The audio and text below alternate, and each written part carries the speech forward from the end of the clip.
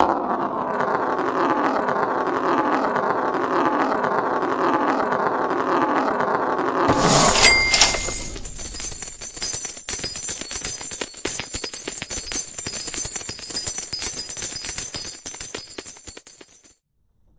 welcome to our podcast, Tri-County Regional Black Chamber of Commerce podcast. All right, yeah. So let's each introduce ourselves, and so that everybody knows who we are.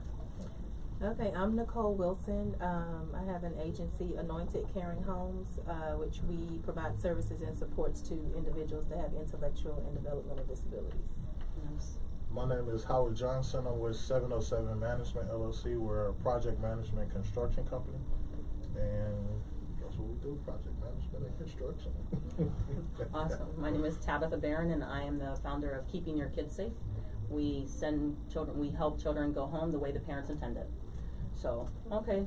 So today we got a few things going on. So we're going to do a trivia. We're going to do 2 trivias, which anybody who calls, the first person who calls with the correct answer, will win a $100 bill, and they can come and pick it up.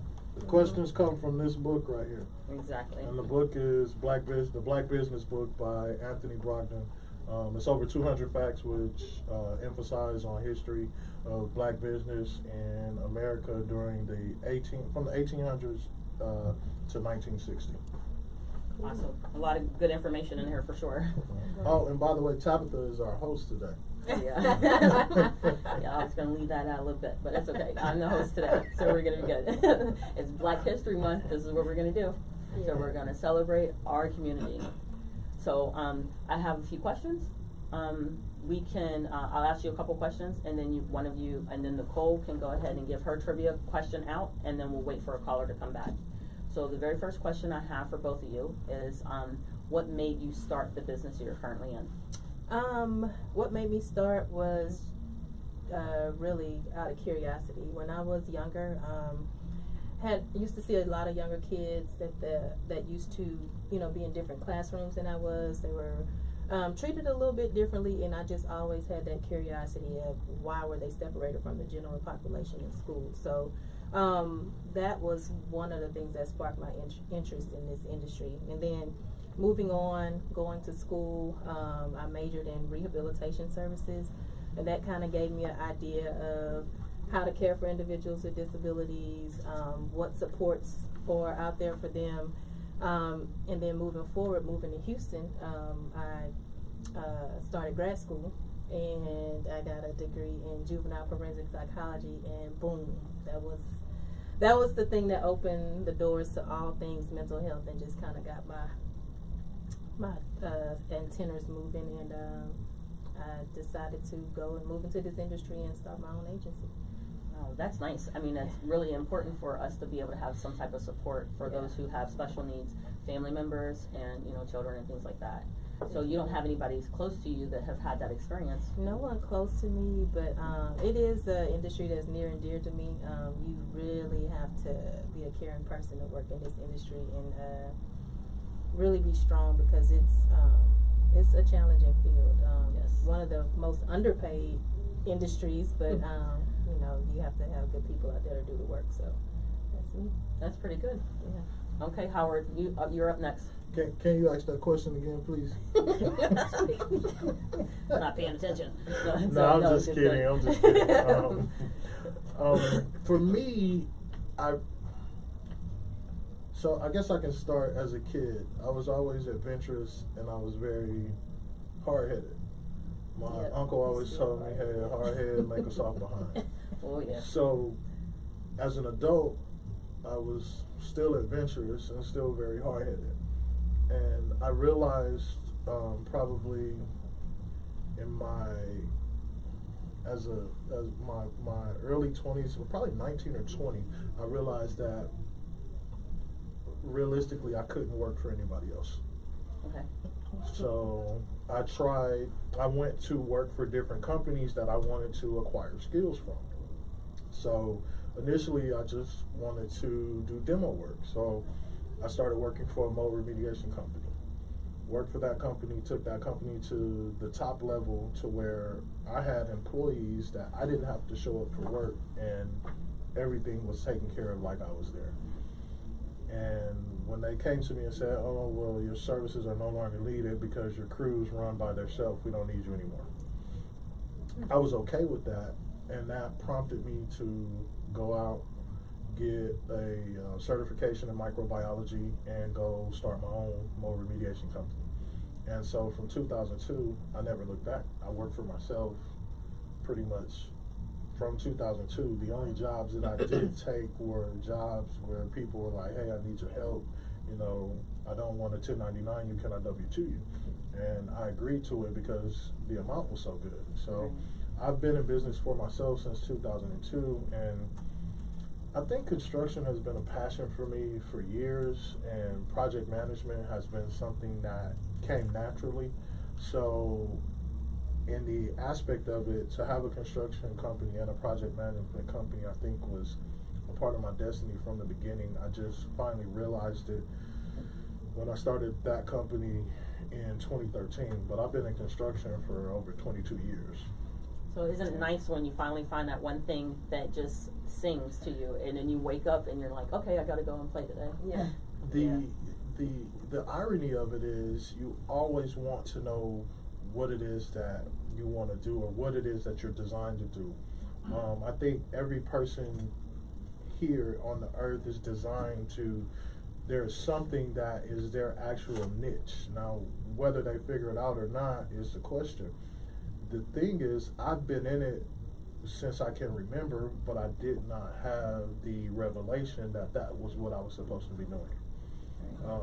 What gave me that aha moment and made me realize, hey, this is what's for you, is when I get up and I don't have a problem going to construction sites or going to work. I actually love what I do. And the biggest gratification that I get out of construction, I'll stop talking in a second. The biggest gratification I get out of construction is the fact that people are satisfied and enjoy the end product that I give them. Right. So when I go into a person's house and I redo a bathroom and I see them a month later, a year later, and they're like, man, I love my bathroom. That does more for me than the money they pay me for doing it. They appreciate something that God has blessed me with, my hands to labor and turn over a product that satisfies them for years to come. That's awesome. That's awesome. So, Nicole, if you can go ahead and give your trivia question so that we can open the phones up for someone to call. Okay, first question. Page 33. What college is considered the first college to have an official policy of admitting blacks into the university? Okay. All right, let me get my phone to the call in. I'm just kidding. So anybody who comes up with the answer, the correct answer, we already gave you the page number, so just give us a call. Remember, it comes out of this book right here. Right there. This book right here, page 33. She gave you the page and she asked you the question. So the first person to call in gonna get that $100. And if not, then me and Nicole going to Houston's and they'll split that. Whatever works. That's a crisp $100 bill, no gift card or anything. Oh, me, Nicole, and Tabatha. I forgot. Tabatha, please forgive me for being rude. Just call in. Just call. What's the number? What is the number here? Nobody gave us a number? Man. 832 303 303 4788. 4788. Should have wrote that down. That's 832 303 4788. Okay, we'll wait for the caller. Okay, so what's the most valuable lesson you've learned since you've been in business? For me, I would say valuable lesson. Stay humble. Stay humble. In my industry, for sure. Because you deal with a lot of people, even with individuals having legal guardians, state guardians, and sometimes they think they know what's best, but they're not really working day to day with the individuals. And I don't know, it's just keeping that humbleness has gotten me as far as I've gotten. I think that's good. I really think that's a good one across the board. Because even in the construction industry, I think pretty much in any industry, in any business that you're in, you know, being humble is key. And sometimes I find myself having to go back and say, you know, and it's not even in business. I mean, just in playing basketball, I have to check myself and be like, man, why did you say that to that dude?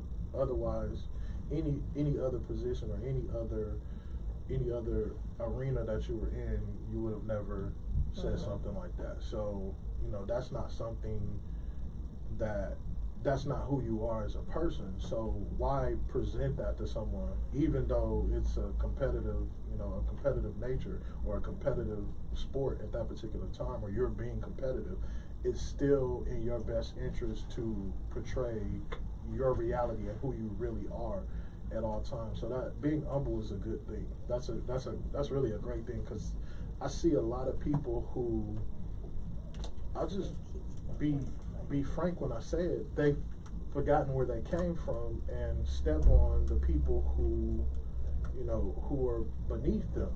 Or who they consider beneath them, right? So exactly. The one thing is, I like the point you're making, is the fact that we have a thing about climbing a ladder and stepping on a whole bunch of people going up. Right. But remember, you pass the same people as you fall, as you tumble back down. So we really just need to be careful and mindful of that, and that actually helps all the time. But that's the thing, the ladder is steps, but it's, you know, you're not stepping on nobody going up, so definitely don't step on them when you get to the top. Right. You know, don't kick them as they try to excel. And I think a lot of people don't realize, and I'm not saying I won't talk about people, I'll talk about me. It was a point in my journey as a business person where I did not realize that there's enough money out there for every business. Yep. Just because if somebody gave Nicole $1 million and gave me $1 million, we wouldn't go and buy the same thing. So you don't have to worry about the next person. If a person gets into the construction business, and maybe Miss Tabatha can attest, when I first met you, it was another guy in the room that was in construction. Yes. I didn't walk in and say, oh man, we got another one in here. Right. I was excited because if you live in Houston or anywhere around this area, there is so much construction here. I couldn't do 10%. I couldn't do 10% of the construction work that they have here in Houston. Right. So whatever business you're in, even if somebody else comes to do that business, even if another restaurant, if you're in a restaurant business and a restaurant moves next door, there is still an opportunity for everyone to make money there. Right. So, you know, don't get discouraged when you feel like somebody is stepping on your toes. Just take a step back and take a look at it. And I mean, sometimes it may be an eye-opener to where, you know, you got to step your game up. You have to find something that's unique about what you offer and showcase that. Well, what about partnerships? There's an opportunity for partnerships, right? And a lot of us have a tendency to shy away from that. And my thing is that if there's a whole lot of construction companies out here or small businesses, and they all kind of get together, each of you can have a piece of that and still share in the pie. Right. So we just have to, I think there's a lot of value in actually finding other companies that can complement what you offer, and just kind of going in as a whole and saying, okay, we cover the entire spectrum, right, and we're good, and so are you willing to give us the job? And I think there's a lot of power in that for sure. Definitely. Okay, so we want to repeat the question again because we haven't gotten a caller. Okay, question coming off page 33. What college is considered the first college to have an official policy of admitting blacks into the university? Okay, so remember, dial 832-303-4788. We're waiting for you. Okay, so when you talk about college, you talked about the fact that you went to school. Mm-hmm. So tell us a little bit about your experience in school and how that has helped you in your career. For me, undergrad, I did live in the same city where I went to school. Grew up there in Baton Rouge, Louisiana. And so I wasn't the typical college student. Like, I didn't live on campus. I wasn't at all the parties. Oh, maybe you got a caller. Awesome. So, hello, caller. Hello, how's it going? It's going great. Thanks for calling. Are you here to answer the question? Yes. Okay, go. I'm on 833. It says in 1824 exactly. It says it's North Mount and Ivy League College located in Hanover, New Awesome. That's not it. It's not the correct answer. All right, thank you for Sorry, calling. thank you for calling.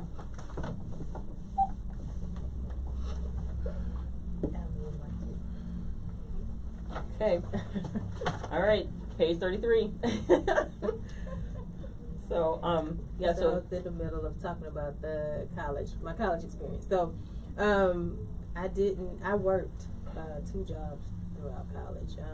I just kind of knew what I wanted to do at a young age, and even in high school, I worked 2 jobs. So I didn't get that full college experience as far as staying on campus, being able to hang out, and all of that good stuff.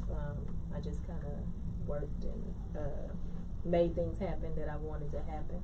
Did that help you? That helped you as far as your business Yes, as far mindset as and things? my mindset, my being goal oriented, and just kind of my work ethic, for sure. Okay. Did you go to college by chance? Actually, initially, we we got another another caller, so Like, good. I I'm don't have to like I'm answer gonna that move question. down to- Not yet, Sarah. Hello, caller. Hello. Okay. How are you? I'm doing fine. What's your name? Dave Taylor. Dave Taylor. Okay. Hey, Mr. Taylor. Yeah. Hey, how's it going? All right, you ready to answer this question for us? Yes. Give it to us then, man. We waiting on you. Okay. It's number 50. Say, what did you say? Say it. What's the answer? We lost you. David, are you still there, Mr. Taylor? Yeah, I'm still here. Okay, what's the answer? One more time. The question is, what college is considered the first college to have an official policy of admitting blacks? Oh. 3, I want to butcher this. 2. Just say it. Overland College. There you go. There you go. That's exactly right, and it wasn't butchered. Hey man, look, Mr. Taylor, for $100, I would have been butchering that thing. I know. Look, not my name. That's absolutely correct. You won $100. You won $100. $100. Awesome. So, We gotta give them instructions on how to get yeah. it. So do you know where we're located? Yes, I'm part of the chamber. Come on Awesome. down and get your crispy $100 bill, Mr. Taylor. Yes. Thank you for calling, and we'll look forward to you picking it up. Mr. Taylor, can I ask you a question before you get off the phone? Yes, sir. How long have you been a member of the chambers? I just joined in August. Okay, that's cool. Time doesn't really matter. What made you join? Honestly, what made me join? I don't want to bash another organization. Don't bash them. Just give the unabridged, give the abridged version of what it is that brought you That's here. what I'm about to do. I feel like my process and not enough information to say, be a part of an organization that's going to help excel and succeed in your business. And we are for individuals that look like you. Okay. When I went and met with Ms. Thomas, I felt like I was at home. I felt like that was the place for me. I felt like God was directing me in this area. And I'm excited. I'm so excited about that I joined. There's so much information that I've learned and have access to. Like, That's awesome. And that's what what it's about. what you said. Thank you for sharing, Mr. Taylor. That's the key. The key is access to information and knowledge. And the chamber gives you that. The chamber provides information and knowledge for you. So thank Mr. Taylor for sharing that. Yes. Thank you. So that's important because when I even came here, I was like, oh, I still want to be involved in this because it was it was educational. Yeah. And then there's like everybody I've met have been really great people and have been supportive. Yeah. And a lot of times I think we miss and lose that, as we're navigating our own businesses. Right. So to be able to go someplace and say, hey, I have a question, and it be answered. Or they give you some history. Like Miss Thompson is huge. I sit there and I learn from her every time I talk to her, and I'm just like, oh my gosh, really? Is that what's really happening? Yeah. So it's actually been very helpful, and I'm glad that I did it. I think before the first call came in, we were talking about partnering, and I just want to speak on that a little bit because there's one thing that people need to understand about partnering. Is with any business, I hear a lot of people, and I'm very transparent, so I say what I'm thinking in a very respectful way. I hear a lot of people say, oh, I don't want to do business with black people. Or other black people say, I don't want to do business with black people because they don't never treat me right. Well, there's this one word, it's called a contract. Yes. And if you do a contract and you do it correctly, a contract will save the headache, the disappointment, and the bashing of another company. Just like Mr. Taylor said, he don't want to bash that company. I don't recommend in any business for you to bash somebody else. There's always a high road. Decide to take that. Go take the high road and don't speak on them. I wouldn't, for me, if I'm upset with somebody and somebody's done me wrong, I don't allow them to rent space in my mind for free. Look at you. All right, now. So, with the contract simply states expectations. It states the expectation of the parties that are involved. If me and Ms. Wilson have a contract, it states what I should expect from Ms. Wilson, and it states what Ms. Wilson should expect from me. And it also tells you exactly what the consequences are if the expectations of that contract are not met. Right. So don't be afraid to do business with other people. Just learn how to put expectations around the relationship, quotation, contracts in place when you do business. So I have a few different businesses, and one of them I do have a partner. And we've been in business for 10 years, since 2009, and we've never, ever had any issue of any sort over money, none of that. It's just been, when I say this is the best partner I've ever had, so there's good in partnerships too, so. Right. So to your point, so I have my opinion, and we all have one, right? The thing about it is that before we get to the contract, we have to get to the place where I'm okay with working with you. Right. Yeah. So the one thing is that a lot of us say, oh, okay, because you look like me, I want to work with you and I'll run with you. Right. But we find out that we're not in alignment with them, and then we find out too late. And then at that point, we're like, black people are this is what's happening, things like that. But when you get next to somebody, everybody is not your friend. Everybody you meet in the street is not your friend. So everybody you meet in the street is not, in the business street, is not going to be a partner or a good complement to what you're doing.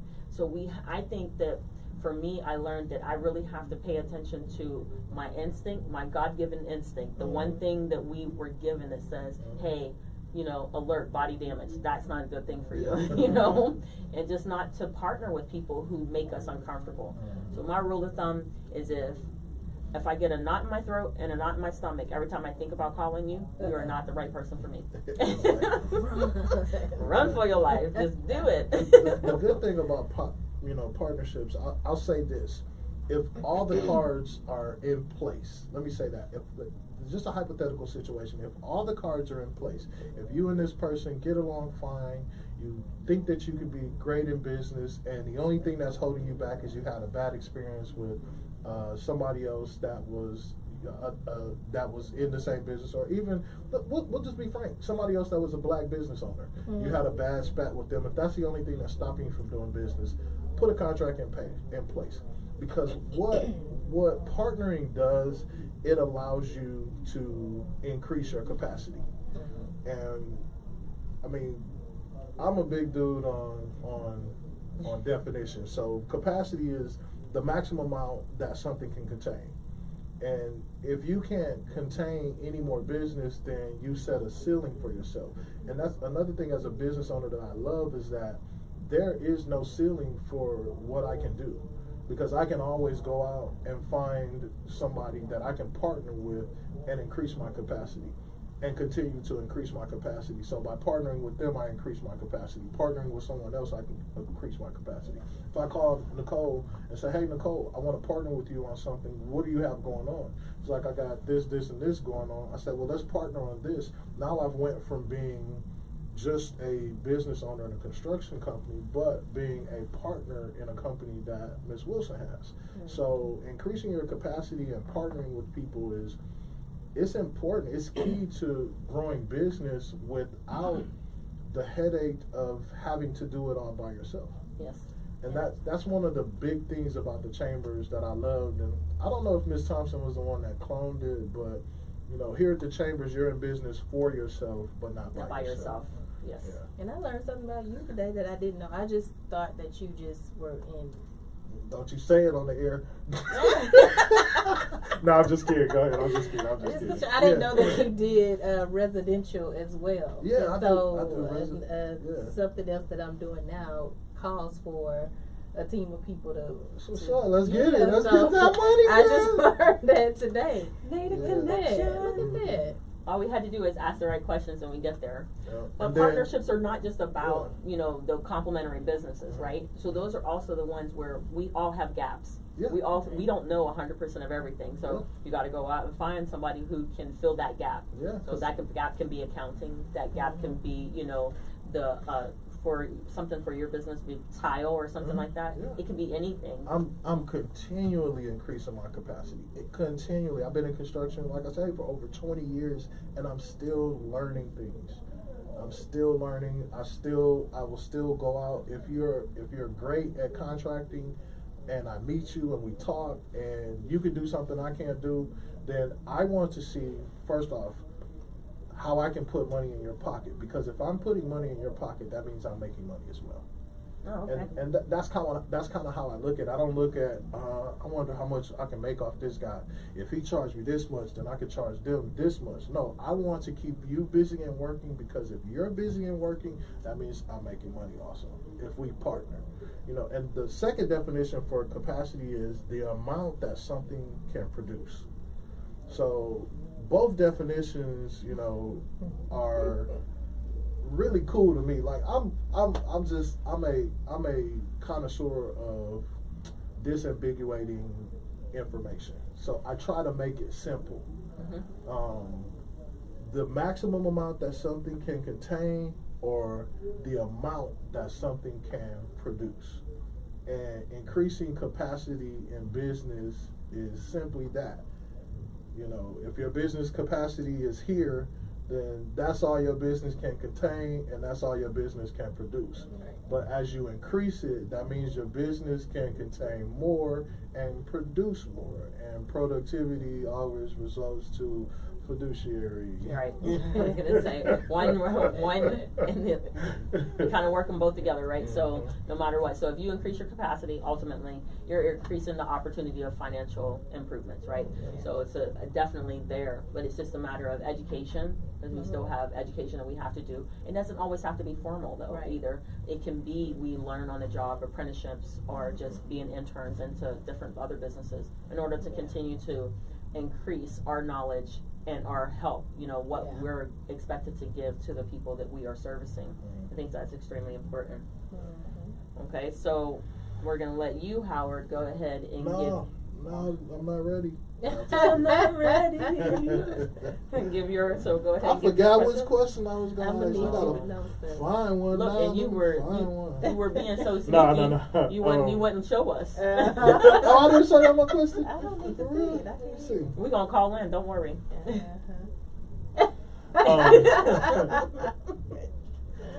Okay, it's on page 101, and the question is, see, they got to look it up now. That's because you've been telling us. Got to work just like that. I'll work at it. What page? Okay, who was born in the French West Indies, moved to Philadelphia in the early 1800s, and opened a barbershop that also sold wigs and perfumes. Ooh. Okay, so the number is 832-303-4788. You want to go ahead and repeat the question again? Who was born in the French West Indies, moved to Philadelphia in the early 1800s, and opened a barbershop that also sold wigs and perfumes? Cool. So we'll wait for the caller, and that sounds like the Fresh Prince of Bel-Air. I chose that question because I wanted. This book is the Black business book, Right. so it's not. And no offense, it's not the Asian community. It's not Vietnamese, Chinese. The people you see that sell wigs. Yes. Yeah, it was black people that were doing that in the 1800s, and I say that because black people make up probably A lot. 75% of the revenue that's made off of the hair industry. Yes. He had a barber shop. They had a barber shop and sold wigs and perfume, and he also did other things after he made money doing that. But I done fell off camera. I got to relax when I start talking. I got to relax because I want to give y'all a relaxed piece of information. But there were a lot of things that people did back then that we got away from, and I think black people, black business owners, minority business owners in general should go and cater to the type of businesses. We got a call coming in. Yep, got a call. Hang on. I got you. Oh, that's 404. Thanks for calling. Thanks for calling. What's your name? It's Dave Taylor calling again. I'm sorry, I'm just That's all right. Come on, Mr. Taylor. What you got? Joseph Catherine. Yep. Yep, that's it. Man, Woohoo, man, okay. Mr. Taylor, you trying to get all the money, ain't you? No, he wants to go to Houston's with you. Oh, okay, that's cool. That's cool. Yeah, so that's absolutely right, Mr. Taylor, Joseph Casey. Joseph Casey. He also once he made money off of his barbershop, his wigs, and his perfume. So this is not something new that black people are buying hair, because in the 1800s, man, I hate to be so transparent. White people didn't go and buy stuff from black people in the 1800s. So that means black people were coming in, buying his wigs, buying his perfume, patronizing his barbershop. So it didn't start when they made the bundles. when you can go get the black number one. What is the black number one? 24 and 36. What's the? You think I don't know, but I don't know.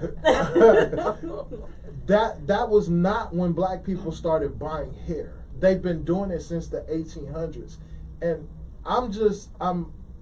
I sat back and watched a movie that showcased the reason that, well, mostly it showcased the reason Koreans were into the hair care industry, and it showcased the reason why some of the Chinese people got pushed out, and the information was just, it was, oh, somebody calling in?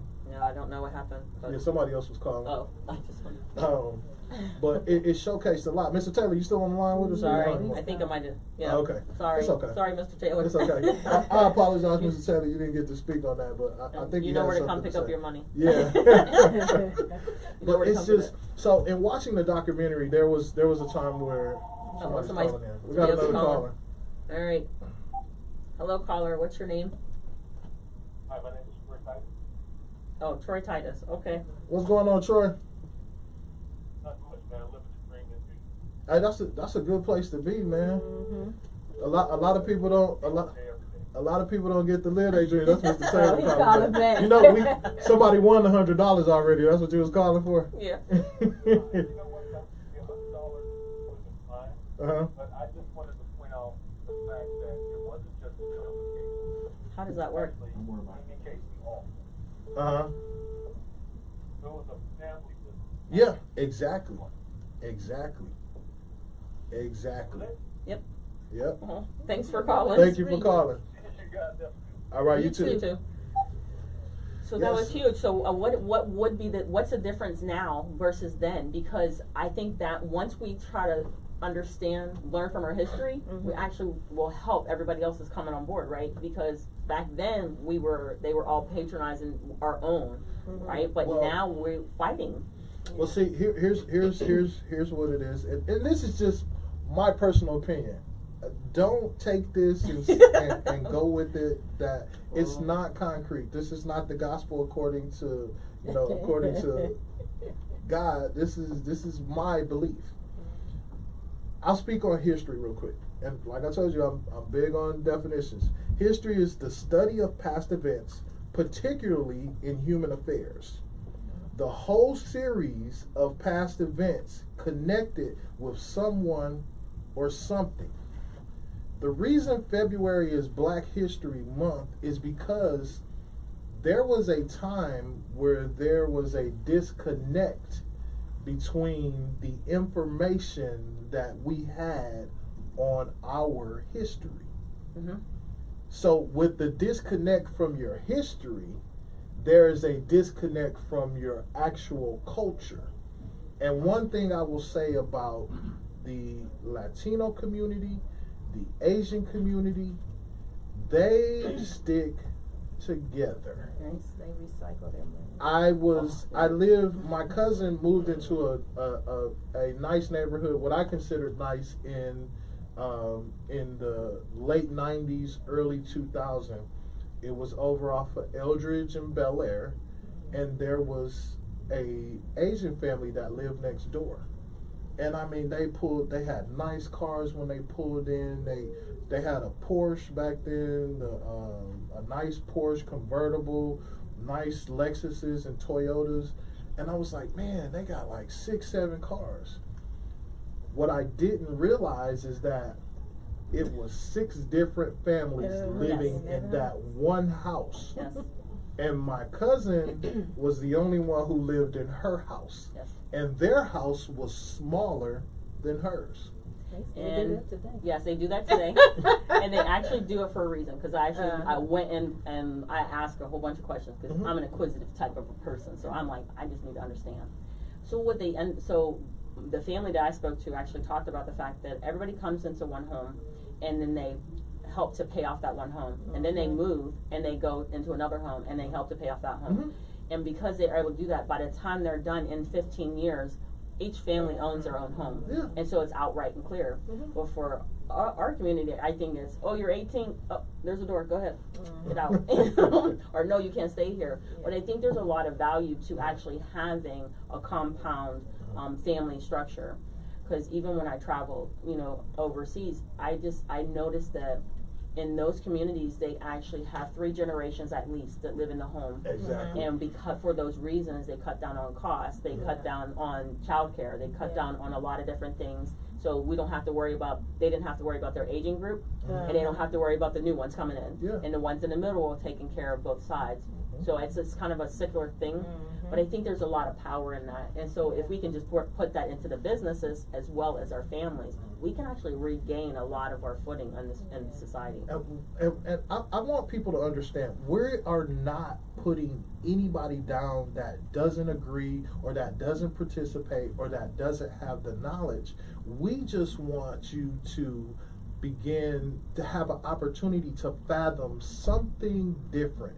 That's not nebulous, that's not made up. These are actual facts that we're giving you right now. We want you to look at it from a different perspective and say, man, that makes sense.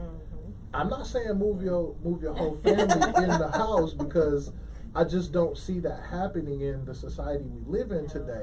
But I'm saying that we were disconnected from our culture, and the disconnect has caused the after effect, I won't say aftermath, the after effect that we see now, which is a separation in Black culture. And as a Black man, living in the United States of America, I want to know my history. I wanted to know where I came from. I wanted to know what my parents did, what my grandparents did, where were they.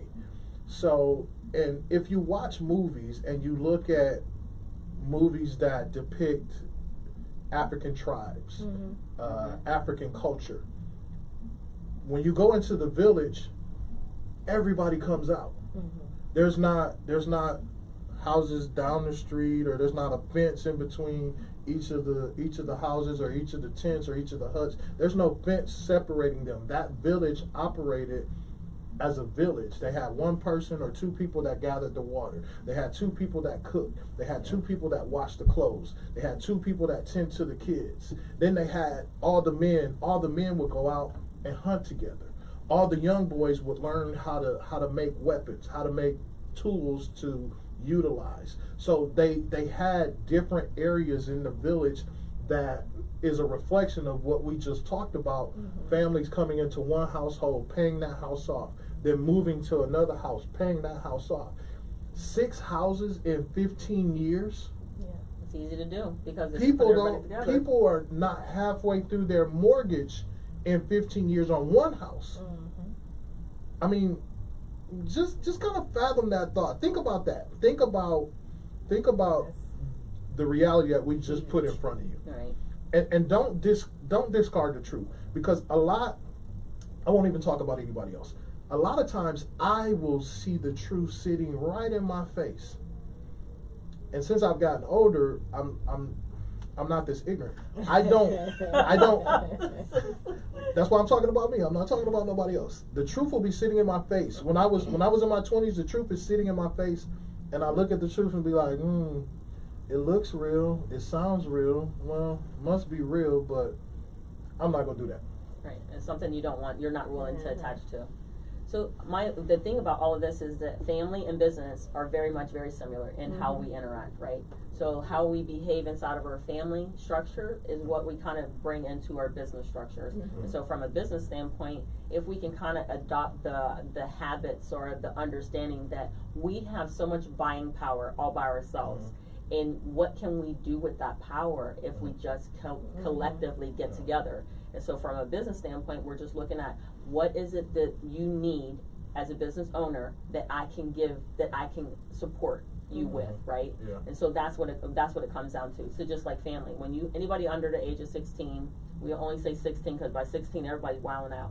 But but under that we're managing their expectations in their life, right? But in a business, 0 to 5, if you can make it past the 5th year, then you're at least you beat the odds, right? And then that support, what type of support will be necessary from our community in order for us to move forward? Right. So I mean, it's a lot of information out there for us that in 1990, before the internet, we just didn't have access to. Right. Now, well, we did. Yeah. I mean, but that just we came just up. didn't We just know. didn't know. I'm just And that's using what I it mean. as When I say access, I mean we didn't know where to go find the stuff at. And one of my uncles, I call him his name Uncle Doodoo, but his name was Joseph Johnson. That's what we called him, Uncle Doodoo. Uncle Doodoo always told me. He said, "Boy, all the secrets of the world are hidden in books. Yes. You need to read." I'll be like, "Man, I don't want to read." We've been saying that for years, so we knew. I don't want to read. We knew where to find it. Like I said, not everybody knew how to read, though. I didn't put nobody else on the spot. I talked about me. The truth is sitting in front of me. The truth is sitting in front of me. It looks like the truth, smell like the truth, act like the truth. And I realized that it was the truth, but I decided not to do it. Right, because I think sometimes it's history, right? History is history, so it's in the past. So how does that impact me today? But it actually impacts us greatly, right? Because in preparing for this show, the oldest company ever created by a black person, 1881, was a moving company, right? They're still in business today. I learned that today. Right? So what did he do, and how was he able to start it back then to make it all the way to what is currently today is still in business. So that history actually can teach us a whole lot about our current situation, and so we have to be mindful of that. I would think that we would want to try to do something like that. Yeah. You just learned that today? Yeah, I did. Yeah. This morning. Yeah. Hey, Sounds look, like 1881. everybody that's listening, everybody that's looking at this, the Black Business Book is available on Tri-County's website. That's TC, Tri-County, TRCB, wait, No. don't start it. Tri-County Regional Black Chamber of Commerce. I'm not the host today. I was. Okay. Oh, okay. So put that on me. Okay. No, it's TRBCC. BCC. TRBCC.org. Right. .org. Go there. Pick up this book. It is a wealth of information that I know there is no one besides Anthony Brogdon that will know everything that's in this book. Anthony wrote the book, by the way. And we also sell T-shirts. Yeah, the T-shirts. So, and we have the limited edition T-shirts right now that have something printed on the back. We're not going to show them. We're not going to show them. We're not going to tell them. They're limited edition, and once these limited editions sell out, they are not printing anymore. Okay, limited So, edition. that limited Limited edition edition. T-shirt is $25 by itself. What colors are they? They are black and white. White. You have black with white writing, and then you have white with black writing. If you buy the T-shirt, the limited edition T-shirt, today through the month of February, or as long as supplies last, you will get a copy of the book. Mm. With the $25 purchase of the T-shirt, the book comes with it. The book by itself is worth $25. The T-shirt by itself is worth $25. Do yourself a justice and buy the book. Buy the T-shirt. And support our And community. support our community. Support our community. This is how we're supposed to do it. I had so much stuff I wanted to talk about today when we got down here, and the time just went so fast. Look at that. How I think about that? So we did really good. We're down to 12 minutes. We got 12 minutes left. All right, cool. So here we go. I So can talk what? for 12 minutes. I'm pretty sure. Yes, I'm you sure. can. It's like that. No, I got you. I got you. So let me ask you both. Okay, so what is it that you would want people to know about you as far as how to support your businesses? For me, mainly, so I've developed all of these connections over the years. Supporting me, send referrals if you know anyone that has a special need help finding services. You can refer them to my agency. They can visit the website, www.anointedcaringhomes.com, or you can reach us at 281-861-6500. Nice. Okay, so you take care. I have another question. Side point. So do you take care of children that are on the autism spectrum that after 18, then they're just kind of, So we care for children and adults. Okay. And with the program that I have a contract with the state. So everyone has to have an intellectual disability. Okay. And or a related condition. So we one end of the spectrum to the other. I've been looking for you. I didn't realize it until today. I've been looking for you because actually I talked to another a doctor for she works with special needs children, the younger ones. But I turned to her and I says, hey, there's a gap because at the age of 18 it's like the valley of death that happens, right? So there's no more services for anybody over 18. When they have intellectual disabilities and things like that. And I was like, so where do you go? Yeah. And so a lot of people don't know where to go. And so now I know you. And so now I'll be reaching out to you and I'll be referring people over to you because we've been looking for you. We've been looking for you. Okay. So we found you. Okay, sir, what do you mean? For me, my company, 707 Management LLC, I provide two services. One as a project manager and one as a general contractor. As a general contractor, I'm your GC. I solicit bids from subcontractors and I have my general contracting fee. As a project manager, I am your consultant. That means you pay me a fee, whatever my fee is, and you learn about the construction business. You learn if you're remodeling a house or you purchased a property to try to make money off of it.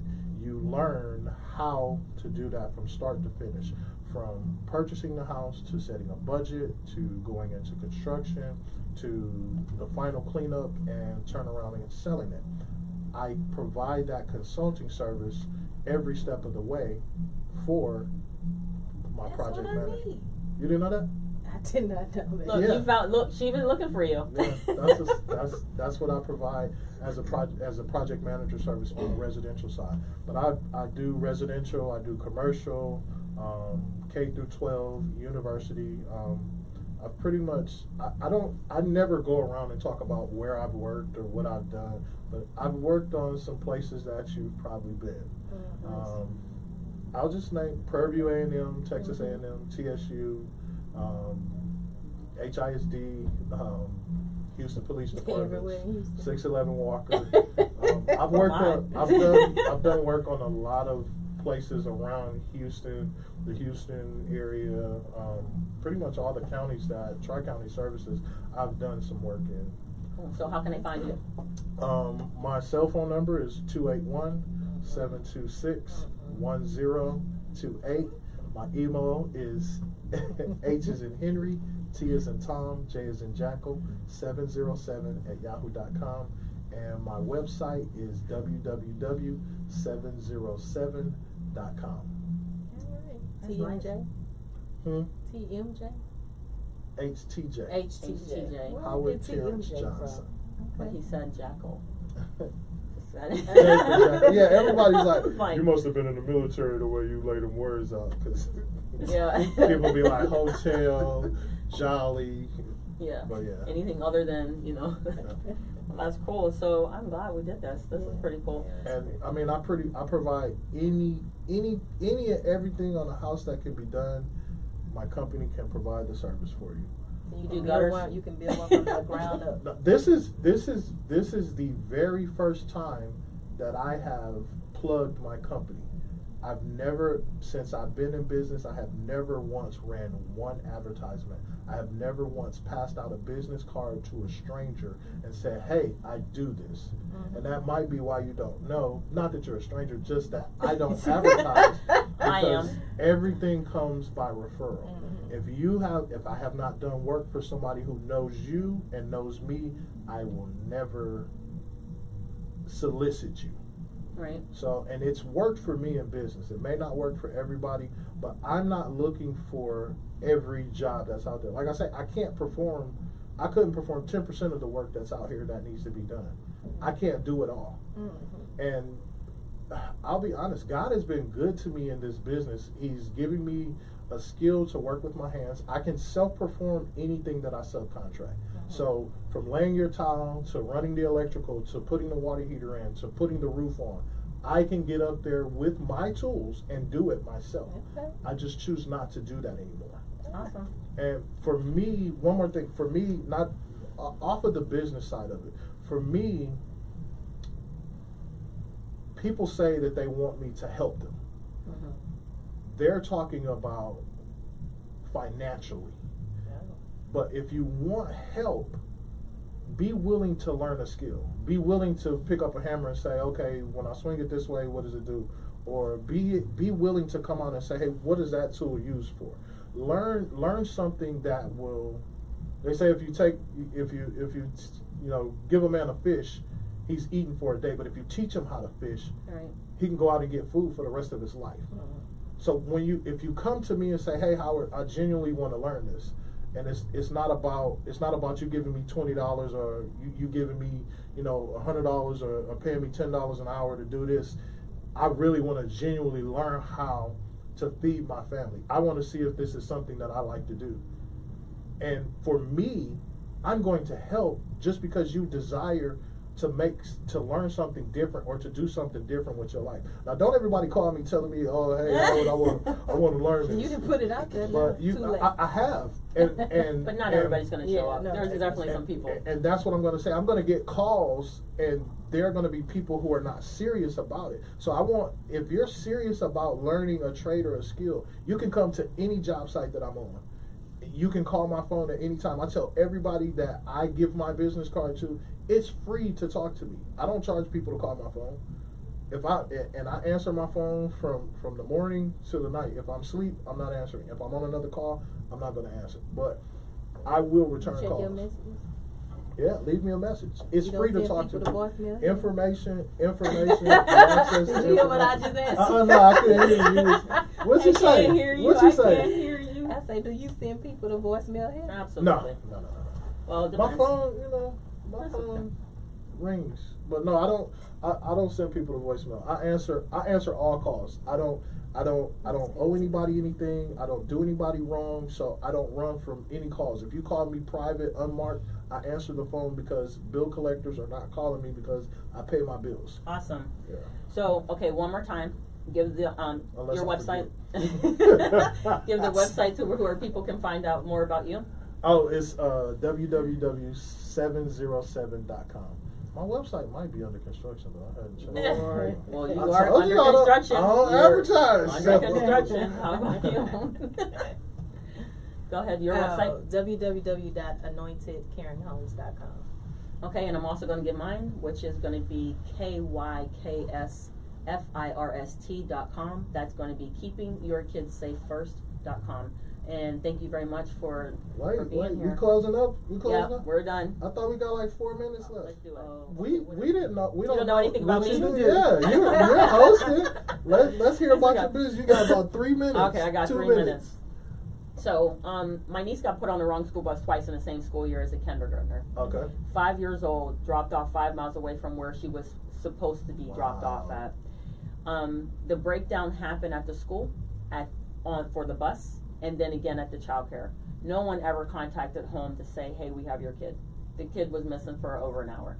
So at the end of the day, I could be part of the problem or part of the solution. I chose to be part of the solution by creating a whole entire platform that actually allows a child to scan onto the bus and off of the bus, or exit the school through a scan and identify whether or not they're going home the right direction. So the opportunity for the parent to get a text message that says, hey, my child is on their way. So it takes them 15 minutes to walk. I'm good. I'll wait 15 minutes. If they're not here yet, I start walking towards them. Because then at that point, we kind of give them a little bit of more guided freedom. Gotcha. And we give all of the adults the voice that they can't ignore. Because the thing about my situation was my niece told them, this is not my bus. And they placed her on the bus anyway. So they totally negated all of their processes and put her on a bus that she didn't belong on. That could have ended tragically, because there's been a lot of strangers who have picked up children who were dropped off at wrong bus stops. And we also had a lot of children who have died in the back of daycare vans or in the back of a bus, or found at the end of the trips. So for those reasons, this is what I've chosen to do. And actually, for 20 years, I've been saying, I need to open a business, And when it finally hit, I have 20 years of engineering experience, right?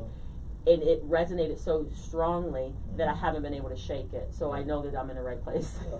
How can we find you? How can we contact you for your services? Yeah, so you can actually send an email through info@kyksfirst.com.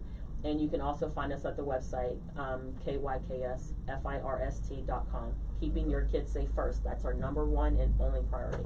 Keeping your kid first. Thank Yes. you. Thank you so much. It was a very nice meeting everybody. Yeah. And it was awesome, so come back and visit. It's been the Let's Talk Business podcast with Tri-County Regional Black Chamber of Commerce. Our host, Ms. Tabatha, our guest, Nicole Wilson from Anointed Hands, and our other guest, speaking in third person, Howard Johnson, 7x7 Management LLC. Awesome. Thank you. Thank you. All right.